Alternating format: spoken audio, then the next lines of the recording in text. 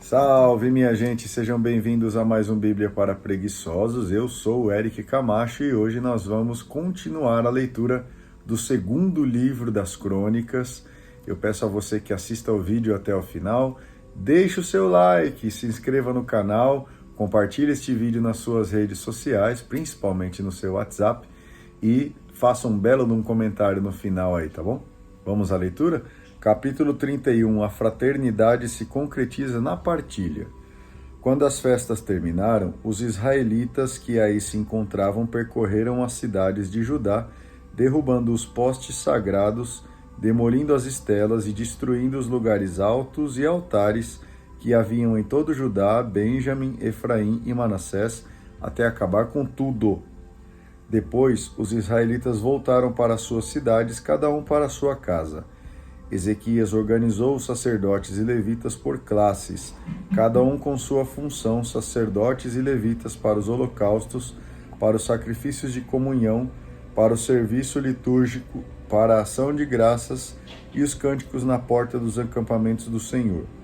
O rei contribuiu com parte de seus recursos para os holocaustos matutinos e vespertinos, e para os holocaustos dos sábados, das luas novas e das festas, como está escrito na lei do Senhor. O rei ordenou aos habitantes de Jerusalém que dessem a parte dos sacerdotes e levitas, para que eles pudessem dedicar-se à lei do Senhor. Logo que a ordem foi transmitida, os israelitas forneceram com abundância os primeiros frutos do trigo, do vinho, do óleo, do mel e de todos os produtos do campo, e entregaram fartamente o dízimo de tudo. Os israelitas e judaítas que moravam nas cidades de Judá levaram também o dízimo dos bois e ovelhas. Fizeram montes com o dízimo das coisas consagradas ao Senhor seu Deus. Começaram a fazer montes no 3º mês e terminaram no 7º. Ao verem esses montes, Ezequias e as autoridades bendisseram ao Senhor e a seu povo Israel. Depois, Ezequias pediu a opinião dos sacerdotes e levitas sobre o que fazer com tudo isso. Azarias, chefe dos sacerdotes da família de Sadoc, disse ao rei: Desde que as contribuições começaram a ser trazidas ao templo do Senhor, está sendo possível comermos até ficarmos satisfeitos, e ainda sobra com fartura, pois o Senhor abençoou o seu povo. E esse montão de coisas é sobra. Ezequias mandou então construir depósitos no templo do Senhor, e assim fizeram. Depois carregaram os donativos, o dízimo e outras oferendas com toda a honestidade. O chefe da turma era o levita Conenias, ajudado por seu irmão Semei. Os fiscais eram Jaiel, Azarias, Naate, Azael, Jerimote, Josabade, Eliel, Gesmaquias, Maate e Banaías. Estavam todos subordinados a Conenias e a seu irmão Semei, sob a supervisão do rei Ezequias, e de Azarias, chefe do templo de Deus. O levita Coré, filho de Gemna, porteiro da entrada oriental, ficou encarregado das ofertas espontâneas que se faziam a Deus. Ele distribuía as ofertas feitas ao Senhor e as coisas santíssimas. Eram seus auxiliares Éden, Miniamim, Jesua, Semeias, Amarias e Sequenias.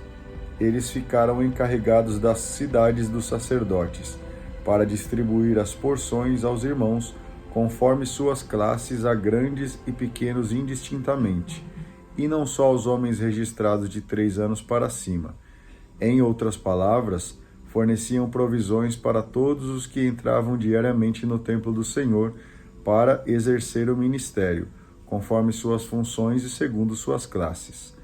Os sacerdotes estavam registrados por família, e também os levitas, a partir dos 20 anos por suas funções e classes. Deviam todos registrar-se com a família inteira, mulheres, filhos e filhas, e todo o grupo, pois deviam consagrar-se com fidelidade ao que é sagrado. Quanto aos sacerdotes aaronitas que viviam na zona rural de suas cidades, em cada cidade havia homens encarregados de distribuir pessoalmente as porções para todos os sacerdotes e todos os levitas, inscritos no registro. Assim fez Ezequias em todo Judá. Ele praticou o que é bom, direito e honesto diante do Senhor seu Deus. Tudo que ele realizou para a reforma no templo de Deus, para a aplicação da lei e dos mandamentos, ele o fez buscando a Deus de todo o coração. Por isso foi bem sucedido. Capítulo 32. Deus luta com seu povo. Depois desses atos de fidelidade, aconteceu que Senaqueribe, rei da Assíria, invadiu Judá. Ele sitiou as cidades fortificadas para conquistá-las. Ezequias, vendo que Senaqueribe estava se aproximando com intenção de atacar Jerusalém, ele com seus oficiais e guerreiros decidiram fechar todas as minas d'água que havia fora da cidade. E todos ajudaram. Reuniram bastante gente para fechar as minas e o riacho que atravessava a cidade. Diziam: por que o rei da Síria deveria encontrar tanta água ao chegar aqui? Ezequias mandou reforçar e reformar as muralhas em todos os pontos onde tinham sido derrubadas. Levantou as torres e fez ainda outra muralha do lado de fora. Reforçou também os aterros da cidade de Davi e preparou muitas armas e escudos. Nomeou comandantes que organizassem o exército para a luta e se reuniu consigo na praça que existe à porta da cidade. Aí os encorajou, dizendo: sejam fortes e corajosos, não tenham medo nem receio do rei da Síria ou dessa multidão de gente que está com ele. Nós contamos com alguém mais poderoso do que ele. Do lado dele está o poder humano, mas do nosso lado está o Senhor, o nosso Deus, que vai nos socorrer e guerrear ao nosso lado. E o povo ficou muito animado com as palavras de Ezequias, rei de Judá. Senaqueribe, rei da Assíria, mandou ministros seus a Jerusalém, enquanto estava diante de Laques com suas tropas. Eles deviam dizer a Ezequias, rei de Judá, e a todo o povo de Judá que estava em Jerusalém: assim diz Senaqueribe, rei da Assíria: em quem vocês confiam para continuar numa cidade cercada como Jerusalém? Vocês não percebem que Ezequias está enganando vocês e que os levará a morrer de fome e sede? Ele anda dizendo: Senhor nosso Deus nos livrará da mão do rei da Síria. Não foi esse mesmo Ezequias que destruiu os lugares altos e altares do Senhor, ordenando a Judá e Jerusalém para adorar e queimar incenso diante de um só altar? Por acaso vocês não sabem o que fizemos, eu e os meus antepassados, com o povo de todos os outros países? Por acaso os deuses dessas nações foram capazes de livrar seus territórios de minhas mãos? Qual dos deuses dessas nações que meus pais consagraram ao extermínio foi capaz de livrar o seu povo das minhas mãos? Será que o Deus de vocês vai conseguir livrá-los das minhas mãos? Não se deixem enganar e iludir por Ezequias. Não acreditem nele. Os deuses de nenhuma outra nação ou reino foram capazes de livrar seu povo das minhas mãos ou das mãos dos meus antepassados. O Deus de vocês também não os livrará das minhas mãos. Os ministros de Senaqueribe falaram ainda muito mais coisas contra o Senhor Deus e contra o seu servo Ezequias. Senaqueribe escreveu também mensagens insultando o Senhor, o Deus de Israel. Ele dizia: assim como os deuses das outras nações não livraram seus povos da minha mão, o Deus de Ezequias também não livrará o seu povo da minha mão. Depois passaram a gritar bem alto, em língua judaica, para o pessoal que estava sobre as muralhas, para o amedrontar e intimidar, e assim tomarem posse da cidade. Falaram do Deus de Jerusalém como se ele fosse igual aos deuses de outros povos do mundo, que são produto das mãos humanas. Nessa situação, o rei Ezequias começou a rezar junto com o profeta Isaías, filho de Amós, pedindo socorro aos céus. Então o Senhor enviou um anjo que exterminou todos os soldados, chefes e oficiais do acampamento do rei da Síria. Este voltou derrotado para o seu país e, ao entrar no templo de seu Deus, aí mesmo foi assassinado por seus próprios filhos. Foi assim que o Senhor salvou Ezequias e os habitantes de Jerusalém das mãos do Senaqueribe, rei da Síria, e das mãos de todos os outros, e deu-lhes tranquilidade em todas as fronteiras. Depois disso, muita gente levou as ofertas ao Senhor em Jerusalém, e presentes para Ezequias, rei de Judá, que adquiriu grande prestígio aos olhos de todas as nações. Elogio ao rei justo. Nessa ocasião, Ezequias ficou gravemente doente e implorou ao Senhor, que o ouviu e o agraciou com um milagre.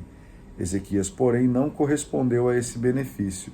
Pelo contrário, se encheu de orgulho e atraiu a ira do Senhor sobre si, sobre Judá e sobre Jerusalém.